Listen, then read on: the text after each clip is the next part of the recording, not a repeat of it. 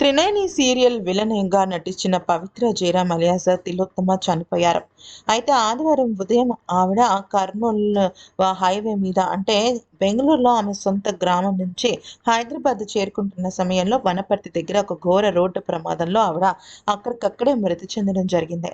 అయితే ఆమెతో పాటుగా ఒక తన సహచర నటుడు, అలాగే తన రెండవ భర్త అయిన చంద్రకాంత్ కూడా ఉండడం జరిగింది. అయితే ఇక 'పవిత్ర జయరాం' పర్సనల్ లైఫ్ గురించి చెప్పాలి అంటే, తను ఆహ్, తన పెళ్లి చేసుకున్న కొన్నేళ్ళకి అంటే ఇద్దరు పిల్లలు పుట్టిన తర్వాత తన భర్తని వదిలేయడం జరిగింది. అయితే ఇప్పుడు తన పిల్లలకి ఒక బాబుకి వచ్చేసరికి 24 సంవత్సరాలు, పాపకొచ్చేసరికి 20 సంవత్సరాలనమాట. అయితే ఇక ఆ పిల్లల్ని తనే ఒంటరిగా పెంచి పెద్ద చేసింది.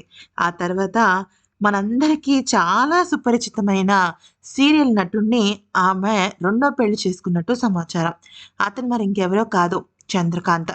చంద్రకాంత్ ఎవరు అంటే, మనం ప్రస్తుతం చూస్తున్న 'కార్తీక దీపం' సీరియల్ 2లో బంటుగా నటిస్తున్న ఈ వ్యక్తిని పవిత్ర జయరాం సెకండ్ మ్యారేజ్ చేసుకున్నారు. అయితే ఇక ఈ విషయం చాలామంది మన ప్రేక్షకులకి తెలీదు.